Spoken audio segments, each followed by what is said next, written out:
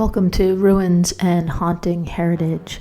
My name is Dr. April Bisa. I'm an associate professor of anthropology at Vassar College, and this is my archaeology seminar for the fall 2020 semester.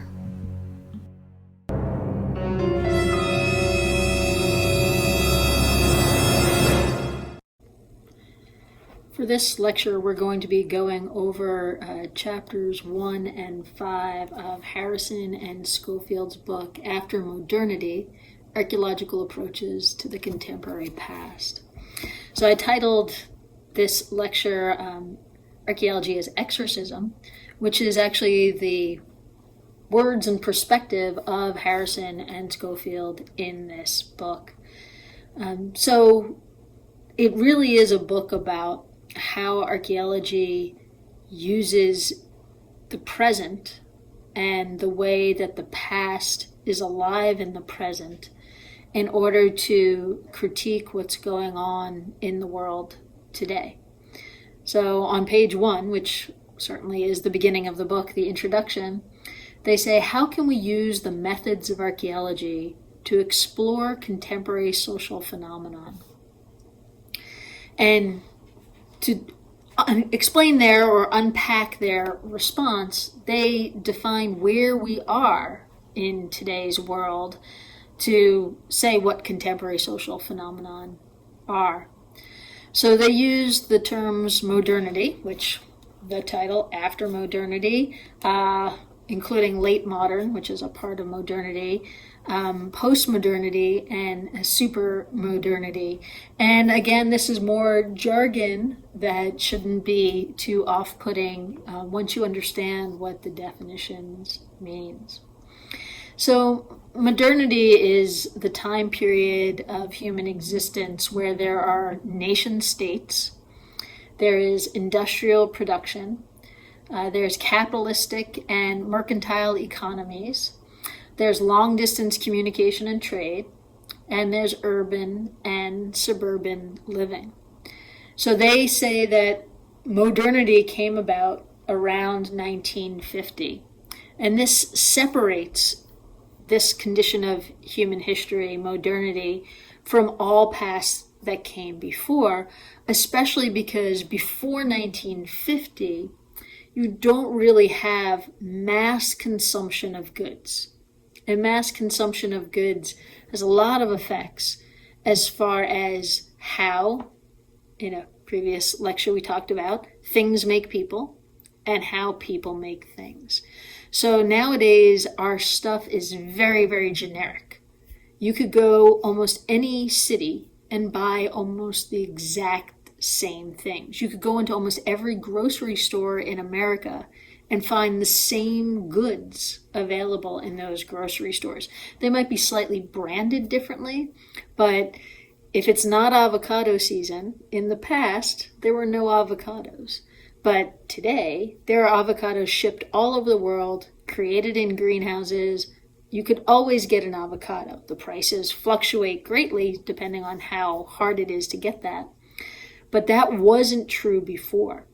There's also, since 1950, this mass migration of people where you are expected to move, and you're expected to move multiple times, and you're expected to have multiple careers and work for multiple companies.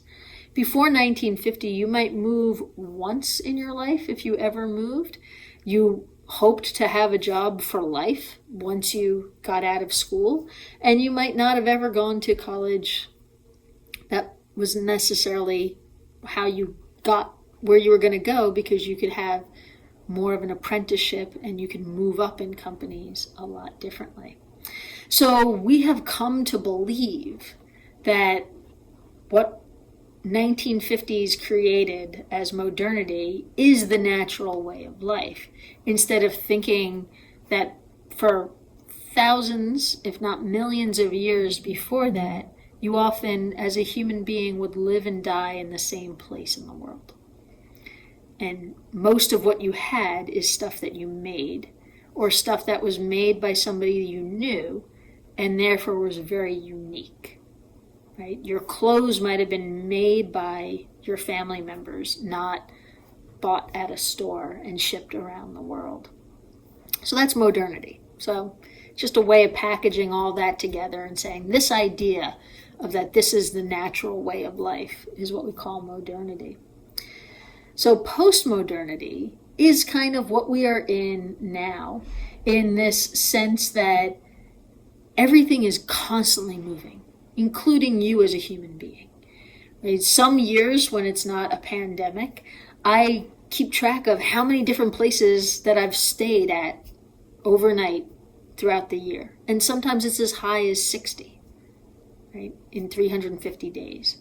So what was this mass consumption and mass migration in modernity? Now in this super modernity, we are doing it so much that we're getting confused. That when people ask you the question of where you're from, you don't necessarily know how to answer it, right?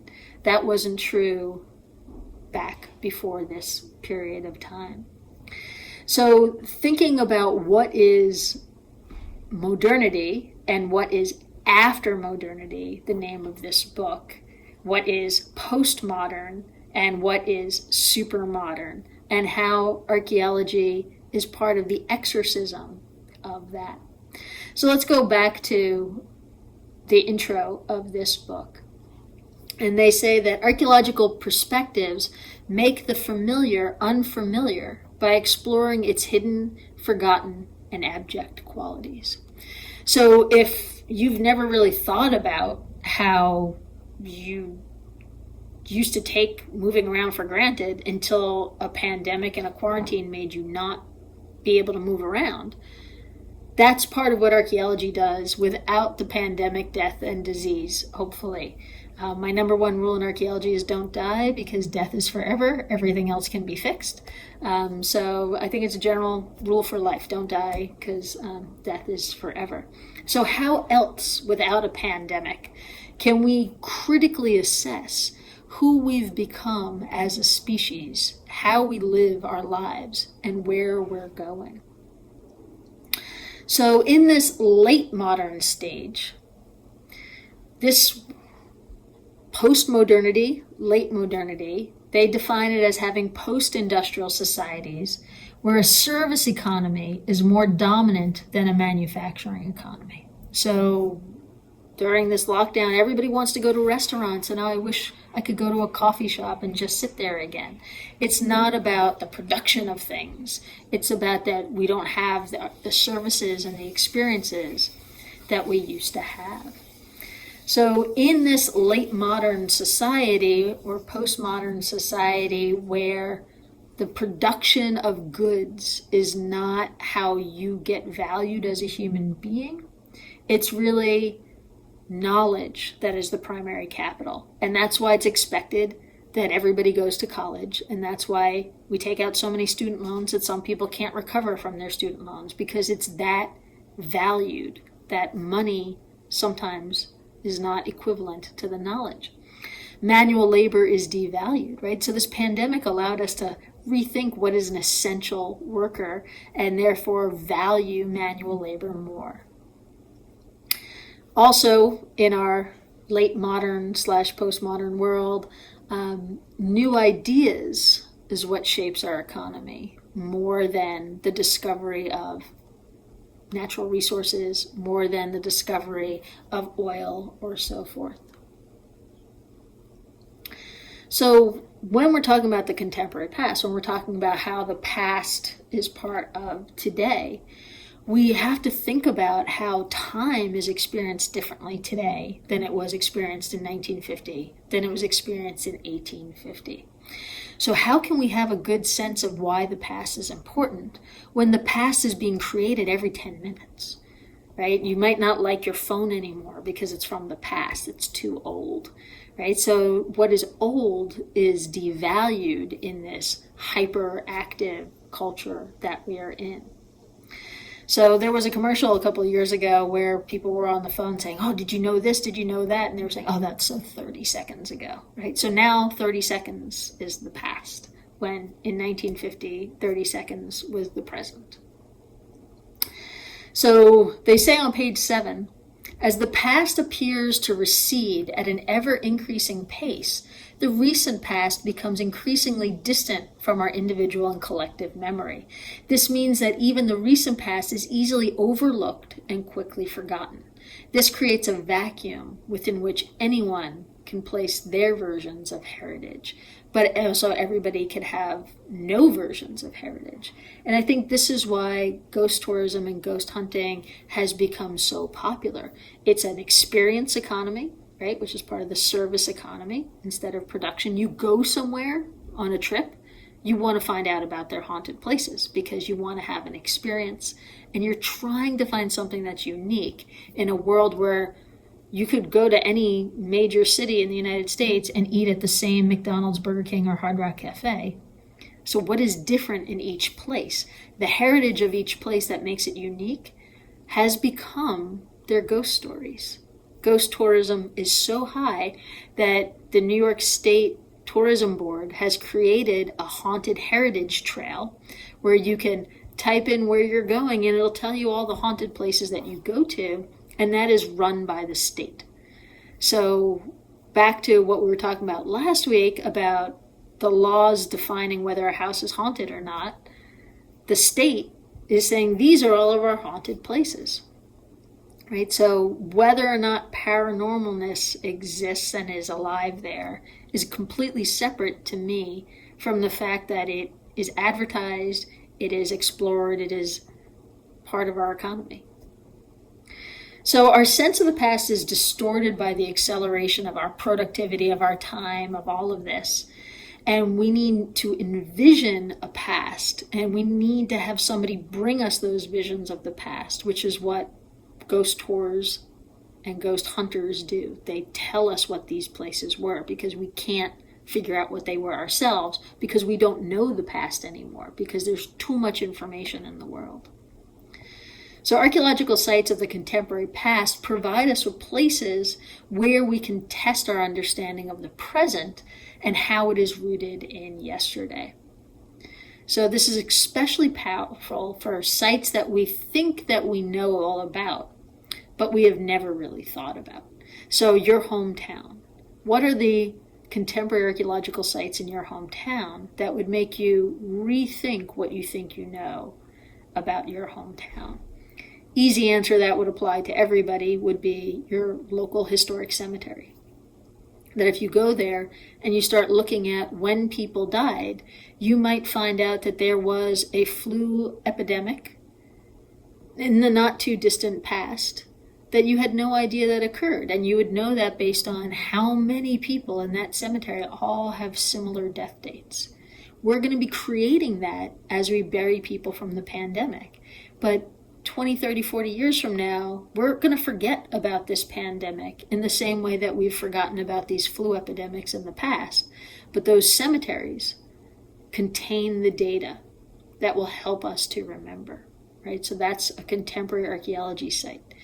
And the archaeology of the contemporary past, as described in this book and as practiced by most of us, does not involve excavation. We do not have to dig that cemetery to have that data. The data can just be the monuments, the spatial layout, right? The counting of how many in this cemetery, how many adults, how many children, how many of different gender groups, different ethnicity groups, right? That is our archaeological data.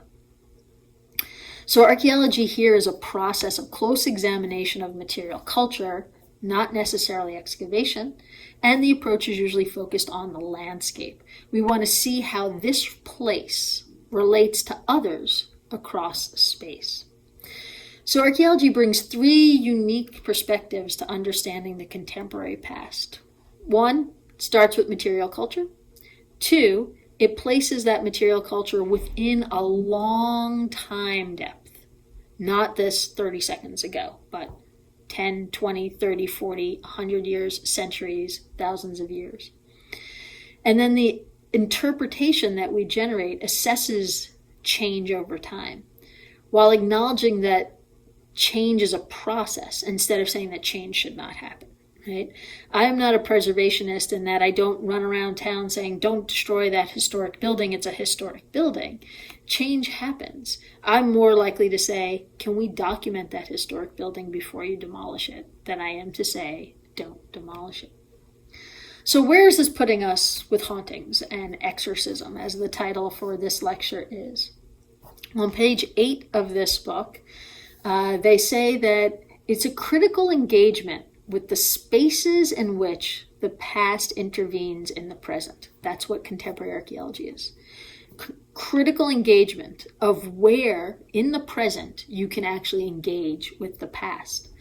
And they use the term palimpsest, which just means that things are layered on top of each other, like the pages of this book are layered on top of each other.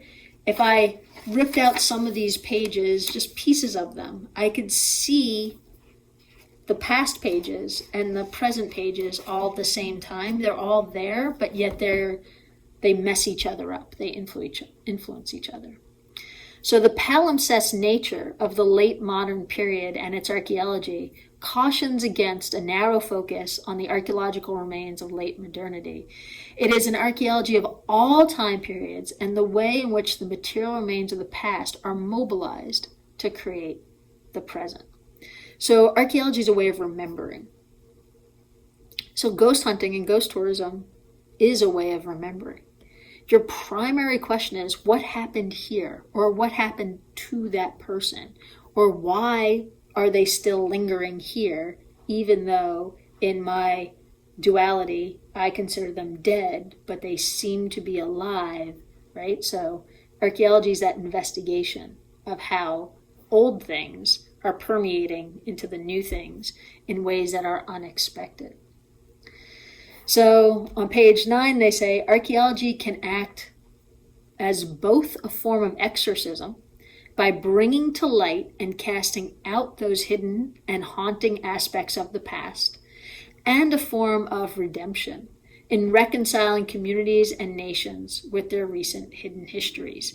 If a place is haunted, if there is a ghost, there's always, and there should be, a question of why. Right? So in the ghost stories, it's often that the person cannot cross over because something is left unresolved.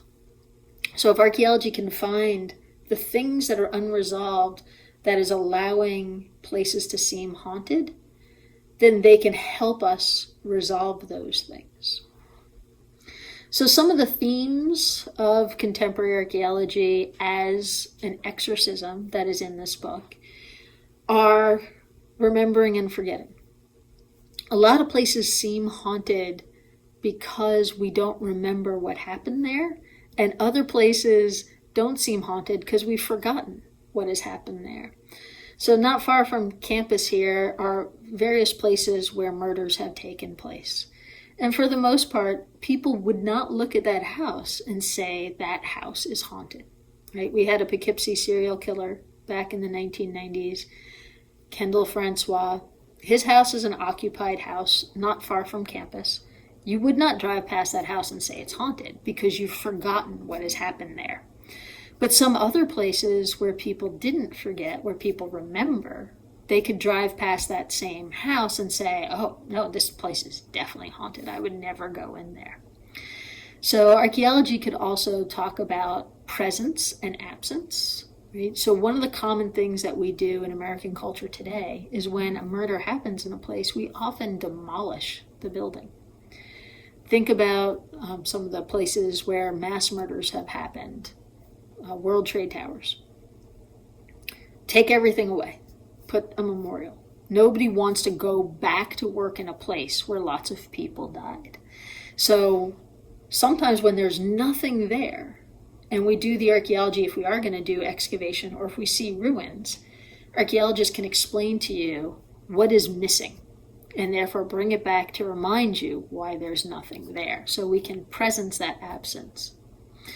We could talk about production and consumption, as I mentioned earlier, but more to the hauntings is that we could talk about disappearance and disclosure, which goes back to the article about in New York State, you have to tell somebody if your house is haunted before you sell it to them, right? So this disclosure, this telling people about what happened is a form of exorcism.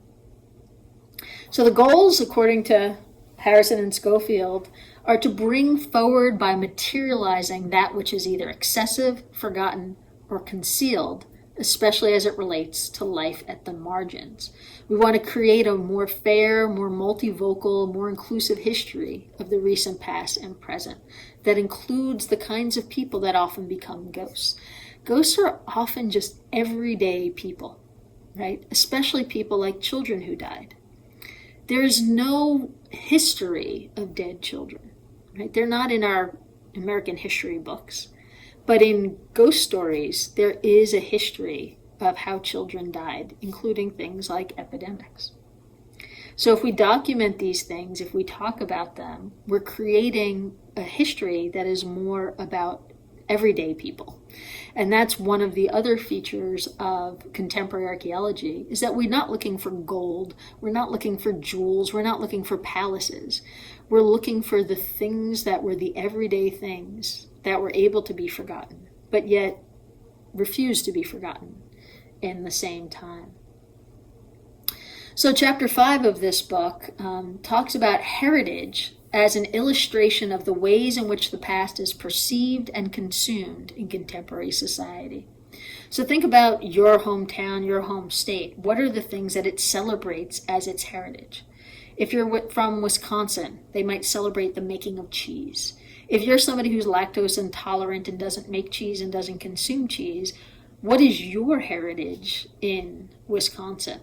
So being critical of heritage, that heritage is often a selective story that is trying to make your place seem unique to outsiders, even though it might not be reflective of what your place is to you as an insider.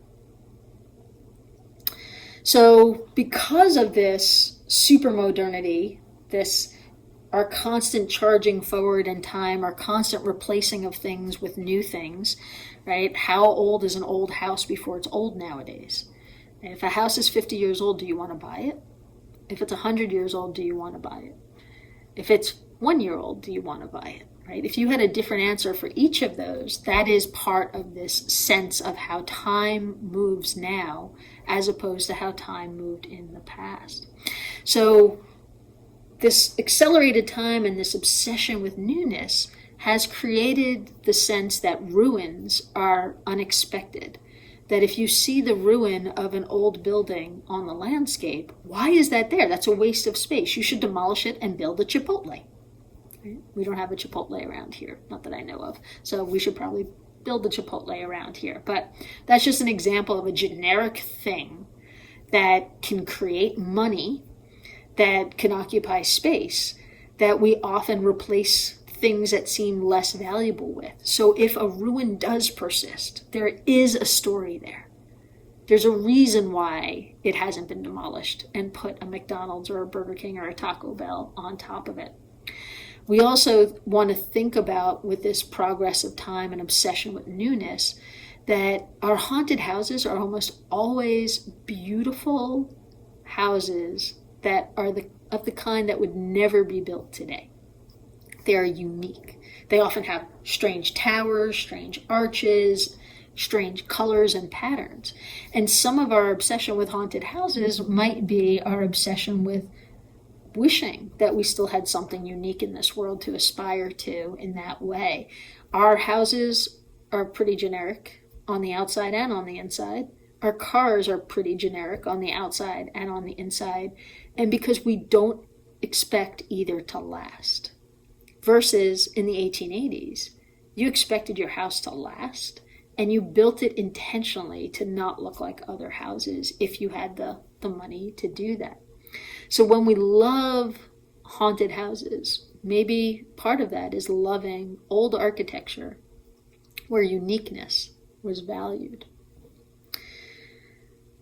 So ghost hunting and ghost tours are part of our new experience-based economy instead of our previous service-based economy.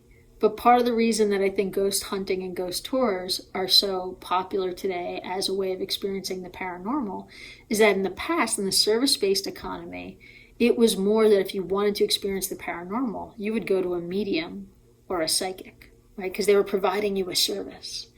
And nowadays, you just want to be entertained by it. So therefore, you want to consume other people's experiences. It has the benefit of not putting you at risk at the same time. So bringing this all to a close, we want to think about how in contemporary society, we've created a lot of non-places. The Chipotles, the McDonald's, the hotel rooms that are so generic from one place to another. When you wake up, you might not know what state you're in. Right? Versus the archaeology that both studies places that are unique and helps recover their unique stories. And that ghost hunting and ghost tourism does the same thing. If you go to New Orleans, you could take one of various kinds of ghost tours, and they'll bring you to the most unique places, whereas everything else seems to be the non-places, the background noise. So in the super modern world where we're constantly recycling events and things, we can't remember who won which Super Bowl because every Super Bowl looks the same. Ghost tourism, ghost stories, and archaeology gives us a way of remembering, gives us a way of documenting, and gives us a way of thinking critically about the past, the present, and where we are going as a species. So ending with some quotes from the book on page 143 and 145, there's the potential for the archaeology of the contemporary past to uncover that which is hidden, obscured, clandestine, or forgotten, to exorcise late modernity of its ghosts, and to serve both therapeutic and critical powers.